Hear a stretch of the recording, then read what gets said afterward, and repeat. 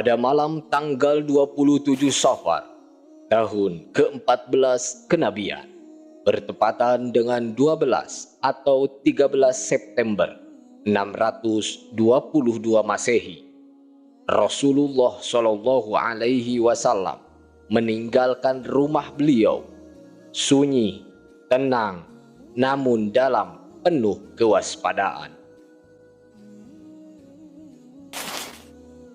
Beliau menuju rumah sahabat setianya Abu Bakar As-Siddiq. Sementara kaum muslimin dengan hati penuh harap memanjatkan doa agar Allah menjaga perjalanan beliau. Lalu keduanya keluar dari rumah Abu Bakar melalui pintu belakang, meninggalkan kota Makkah sebelum fajar menyingsing. Rasulullah Shallallahu Alaihi Wasallam tahu betul bahwa kaum Quraisy akan mengejar dan menyisir jalan utama ke Madinah di arah utara. Namun, beliau memilih arah yang berlawanan, menuju selatan ke jalan yang menuju Yaman. Setelah menempuh perjalanan sejauh 5 mil, beliau tiba di sebuah bukit yang terjal dan berbatu. Bukit ini tinggi, jalanannya sulit didaki, dan karena kerasnya medan, kaki Rasulullah pun lecet. Demi menghapus jejak agar tidak terendus, beliau berjalan bertumpu pada ujung-ujung kaki. Ketika rasa sakit tak tertahankan, Abu Bakar menjadi tumpuan beliau, menaiki bukit hingga mencapai sebuah gua kecil, namanya Gua Thur. Sesampainya di mulut gua, Abu Bakar berkata, "Demi Allah, jangan engkau masuk dulu, wahai Rasulullah. Biarlah aku masuk duluan. Jika ada sesuatu, biarlah aku yang menanggungnya." Ia pun masuk, membersihkan gua dan menyumbat lubang-lubang dengan kainnya. Tinggal 2 lubang lagi dan ia menutupnya dengan telapak kaki. Lalu berkata, "Silahkan masuk, wahai Rasulullah." Rasulullah pun masuk, merebahkan kepala mulianya di pangkuan Abu Bakar dan tertidur. Namun tiba-tiba seekor binatang berbisa menyengat kaki Abu Bakar. Tapi ia tak bergerak, tak bersuara, karena takut membangunkan Rasulullah. Air matanya jatuh, membasahi wajah Rasulullah. Beliau pun terbangun dan bertanya, "Ada apa denganmu, wahai Abu Bakar?" "Aku disengat," jawabnya pelan. Rasulullah meludah kecil pada luka itu, dan rasa sakit itu pun hilang seketika. Mereka berdua tinggal di gua itu selama 3 malam, dari malam Jumat, Sabtu, hingga malam Ahad. Selama itu, Abdullah, putra Abu Bakar, menjadi penyampai berita dan penghubung rahasia. Ia datang malam-malam dan kembali ke Makkah sebelum fajar, seolah tak pernah pergi. Sementara Amir bin Fuhairah, mantan budak Abu Bakar, mengembalakan kambing dan menghapus jejak mereka. Malam-malam mereka lewati dengan khusyuk, tenang, meminum susu hangat di tengah persembunyian. Namun, kaum Quraisy semakin beringas ketika tahu Rasulullah telah lolos. Mereka menyiksa Ali bin Abi Thalib dan mengepung rumah Abu Bakar. Saat Asma binti Abu Bakar keluar, mereka bertanya, "Di mana ayahmu?" "Demi Allah, aku tidak tahu," jawabnya. Abu Jahal pun naik pitam, menampar wajah Asma dengan keras hingga antingnya terjatuh.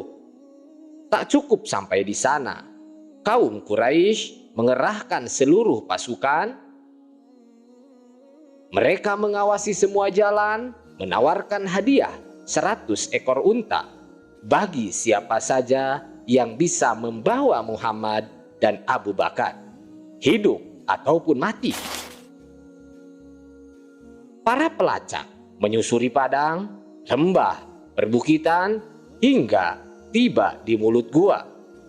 Abu Bakar gemetar dan berkata, "Wahai Rasulullah, andai kata sebagian mereka menoleh ke bawah, pasti dia akan melihat kita." Namun Rasulullah menjawab dengan penuh ketenangan, "Wahai Abu Bakar, apa pendapatmu tentang dua orang, sedangkan yang ketiganya adalah Allah? Allah yang maha melindungi.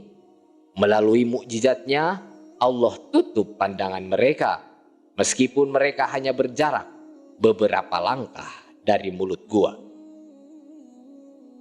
Di saat itulah iman diuji, tawakal dipraktikkan, dan sejarah menjadi saksi. Setelah 3 hari bersembunyi di Gua Sur, kaum Quraisy mulai kehilangan jejak. Semangat mereka untuk mencari memudar, patroli dihentikan, dan gejolak kemarahan perlahan mereda. Saat itulah Rasulullah bersama sahabat setianya Abu Bakar As-Siddiq bersiap melanjutkan perjalanan menuju Yasrib, kota yang kelak dikenal sebagai Madinah Al-Munawwarah. Sebelumnya, mereka telah menyewa seorang penunjuk jalan, namanya Abdullah bin Uraikid. Meski ia masih memeluk agama kaum musyrik Quraisy, Rasulullah menaruh kepercayaan padanya. Kepadanya mereka titipkan 2 ekor unta, lalu membuat perjanjian untuk bertemu kembali setelah 3 malam di kaki Gua Sur. Pada malam Senin, awal Rabiul Awal 1 Hijriah, 16 September 622 Masehi, Abdullah bin Uraikid pun datang membawa unta seperti yang dijanjikan. Abu Bakar berkata, "Wahai Rasulullah, gunakanlah salah satu dari 2 untaku ini."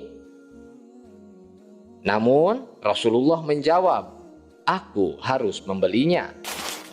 Tak lama setelah itu, Asma binti Abu Bakar datang membawa bekal untuk perjalanan. Namun ia lupa membawa tali pengikat. Dengan cepat dan sigap, ia robek ikat pinggangnya menjadi 2, satu untuk mengikat bekal dan satu lagi untuk dikenakan. Karena itulah ia dikenal sepanjang sejarah dengan gelar Zatun Nithaqain, perempuan pemilik 2 ikat pinggang. Rasulullah Shallallahu Alaihi Wasallam dan Abu Bakar pun berangkat, ditemani oleh Amir bin Fuhairah. Mereka bertiga dibimbing oleh Abdullah bin Uraikid menempuh jalur yang tidak biasa, menghindari jalur umum dan patroli Quraisy. Dari Gua Sur, mereka bergerak ke arah selatan menuju Yaman, lalu memutar ke barat mengarah ke jalur Persia, hingga akhirnya menembus jalur yang jarang dilalui di pesisir Laut Merah, bergerak perlahan ke utara. Ibnu Ishaq, sejarawan besar, mencatat rute ini dengan rinci. Mereka menempuh dataran rendah di Makkah, lalu ke pesisir barat, hingga tembus ke arah bawah Aspan. Kemudian melintas ke bawah Amaj. Mereka melewati wilayah Hudaid, Al-Khorror, Saniyatul Murrah, Lakfa, Mudlijaj Lakov, Mujaj, Marjah Muhaj, Dulkashir, Al-Jadajid, Al-Ajrah, Zussalam, Ababid, Al-Fajjah, Al-Araj, Syaniyatul A'ir, dan pedalaman Ri'im. Hingga akhirnya perjalanan yang penuh kehati-hatian, melelahkan, dan penuh strategi itu membawa mereka ke sebuah perkampungan kecil di pinggir Madinah. Namanya Quba. Tempat ini menjadi awal baru dalam sejarah Islam. Tempat suci yang menyambut Rasulullah dengan tangan terbuka, dengan cinta dan penghormatan yang tak terlukiskan. Dan dari sinilah Islam akan bangkit lebih kuat, lebih luas, dan lebih bercahaya dari sebelumnya.